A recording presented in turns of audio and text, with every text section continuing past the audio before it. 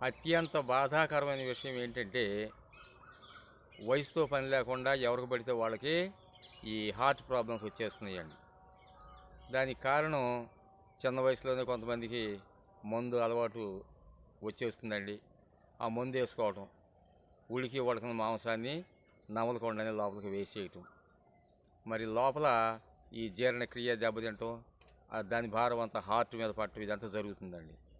ఇలా జరుగుతుంటే ఏం చేస్తున్నారు, ఏ డాక్టర్ దగ్గరికి వెళితే వెంటనే అవసరం ఉందో లేదో తర్వాత సంగతి స్టంట్ వేసేయటమును. ఇక వాళ్ళు చక్కగా చెబుతున్నారండి, అయ్యా మీరు వంకాయ తినకూడదు, గోంగూర తినకూడదు, బంగాళదుంపలు తినకూడదు, మటన్ తినకూడదు, చికెనే 2 ముక్కలే 2 ముక్కలే తినండి అని చెబుతున్నారు.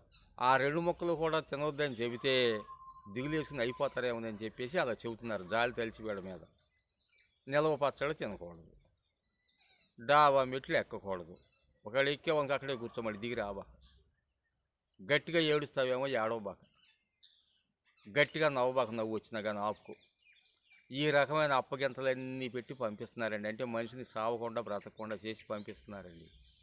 ఇన్ని అప్పగింతలు పెట్టించుకోవడం అవసరం అండి డాక్టర్ల చేత? మనం తినే ఆహారం ఏదైనా సరే తేలిగ్గా జీర్ణమయ్యే విధంగా ఉండాలి. అదే పనిగా దొరికిందని చెప్పేసి కడుపు నిండా తొక్కేయకూడదు మాంసాన్ని. ఇవన్నీ కానీ మనం కరెక్ట్గా అదే పనిగా నూనెలు కూడా ఎక్కువ వాడకూడదండి. ఇవన్నీ కరెక్ట్గా కనుక మనం పాటించగలిగితే మనకు మనమే డాక్టర్లుగా ఉండి హాయిగా 100 ఏళ్ళు ఆనందంగా జీవిస్తామండి.